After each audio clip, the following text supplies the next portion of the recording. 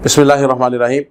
पाकिस्तान शरीयत कौंसिल के ज़ेर एहतमाम आज 24 सितंबर 2022 को एक उलमा सेमिनार का इनेकाद किया गया कि जिसमें ज़ेर बहस मौजू आज जिस वक़्त पूरे मुल्क में और हर जगह पर ज़ेर बहस लाया जा रहा है ट्रांसजेंडर प्रोटेक्शन एक्ट, उसके बारे में उलमा तशरीफ़ लाए बड़ी तादाद में और उनसे गुफ्तगू हुई।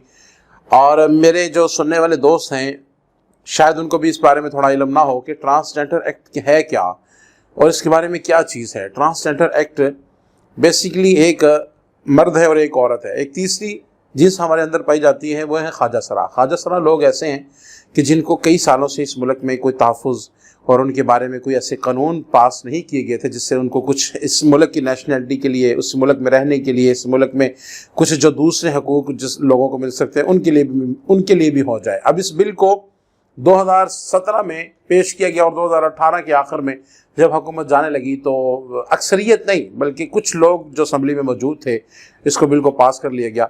2019 में इस्लामाबाद की वकला थे, उन्होंने पटिशन दायर की। अब वो पटिशन चलती 2020 में उसको ज़ेर बहस लाया गया और उससे कहा गया जनाब इसे कमेटी में शामिल करें और इस पर जो है ना इस तरह की जाए। 2021 में जमात इस्लामी के सेनेटर मुश्ताक हैं और उससे पहले जबकि दो ख़वातीन थी, एक जमात इस्लामी की और जमीयत उलमा इस्लाम की, उन दोनों ने इसकी मज़म्मती करारदाद वहाँ पेश भी की।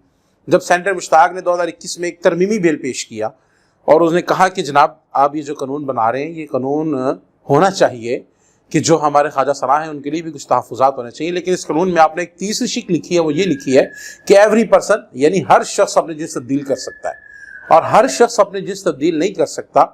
हमारे पड़ोस ममालिक में, यूरोप में, हिंदुस्तान में, पूरे मुल्क में ये कानून है, पूरी दुनिया में ये कानून है कि कोई भी शख्स अगर इस तरह करता है तो वो कर सकता है, लेकिन उसके लिए एक तरीक़ेकार है। उसके लिए एक मेडिकल बोर्ड बनाया जाता है। वो मेडिकल बोर्ड 2-3 साल मुख्तलिफ डॉक्टर हजरात उनके पास बैठते हैं, उनको चेकअप करते हैं।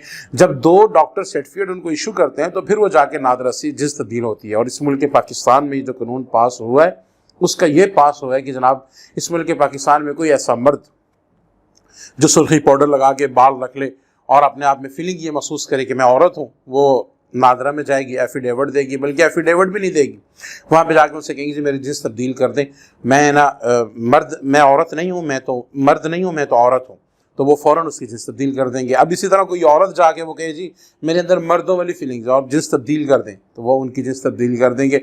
और आप हैरान होंगे सुन के कि अब 4 साल बल्कि 5 साल 4 साल गुजरने को हैं और इस वक्त नादरा के रिकॉर्ड के मुताबिक 30,000 लोग ऐसे हैं कि अपने जिन्स तब्दील कर चुके हैं।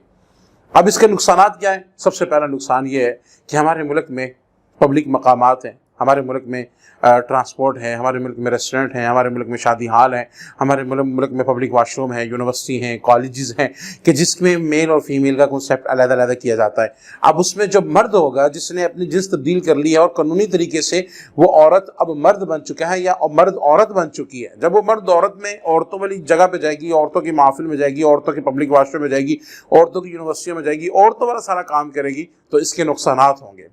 नुकसानात क्या होंगे? आसान लफ्ज़ों में समझे कि उसको एक सर्टिफिकेट मिल जाएगा बेहयाई फैलाने का, वो सर्टिफिकेट लेके बेहयाई फैलाता रहेगा और कोई उसे छेड़ भी नहीं सकता, कोई उसको उसके बारे में कोई कर भी नहीं सकता कोई कानूनी, क्योंकि उसने कानूनी तरीके से ये सारा काम किया है।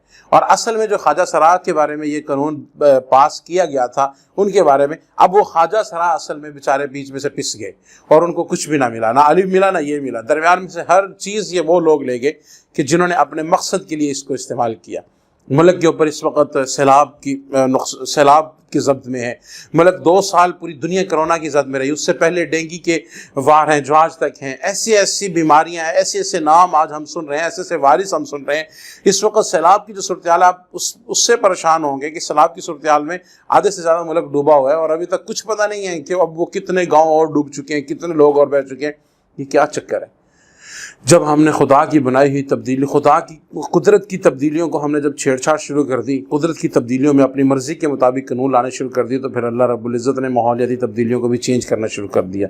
तो खुदारा हम सब को एक होकर اس کے بارے میں سوچنا ہے. ہم سب کو ایک ہو کر آواز اٹھانی ہے. ہمارے پاس اس وقت سوشل میڈیا بہت بڑا ہتھیار ہے, ہم اس کے ذریعے آواز اٹھا سکتے ہیں کہ یہ چیز ہمیں منظور نہیں ہے. سینیٹر مشتاق صاحب نے جو بل منظور کیا تھا وہ ترمیم جب کے لیے پیش کیا تھا وہ یہ تھا کہ آپ یہ بل پاس ضرور کریں. بل پاس کر لیا, آپ اس کو جاری رکھیں, ہمیں کوئی اعتراض نہیں. اعتراض ہمیں صرف یہ ہے کہ آپ اس میں ایک میڈیکل بورڈ بنا دیں. وہ میڈیکل بورڈ پاکستان کے ڈاکٹر بیٹھیں, 2-3 سال میں وہ تسلی سے چیک اپ کریں اور اس کے بعد سرٹیفکیٹ ایشو کریں, پھر آپ اس کو چینج کر سکتے ہیں.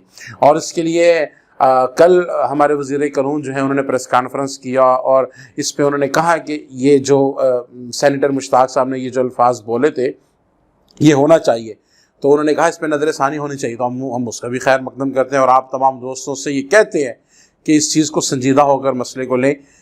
کل نو خدا نخواستہ ایسا نہ ہو کہ ہمارے گھر کے اندر ہی ایسے حالات پیدا ہو جائیں کہ مرد عورتیں اور عورتیں مرد بن جائیں. جب عورتیں مرد بنیں گی تو پھر اپنے جنس تبدیل کر کے مرد کے برابر وراثت میں حصے کا بھی حقدار ہوں گی. تو اس بارے میں ہمیں آج سوچنا ہے, خدا را ایک قوم ہو کر سوچنا ہے. ہمیں ایک مذہب یا کسی ایک سیاسی پارٹی کا کام نہیں ہے. لوگ کہتے ہیں جی یہ جمعیت والے اس وقت کہاں تھے, جماعت اسلامی والے کہاں تھے, یہ لبیک والے کہاں تھے, یہ فلانے کہاں تھے, یہ فلانے کہاں تھے.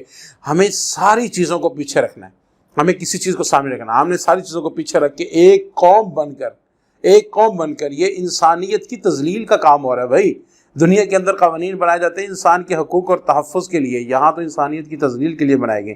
ہمیں ایک قوم ہو کر اس کے بارے میں اکٹھا ہونا ہے. جب ہم ایک قوم ہو کر اس کے بارے میں آواز اٹھائیں گے تو انشاءاللہ اس پہ سارا عمل ہوگا اور ہر شخص اپنا اپنا اس میں ضرور حصہ ڈالے. آپ سے یہی امید کرتا ہوں کہ اس معاملے کو انشاءاللہ آپ سنجیدہ لیں گے. والسلام.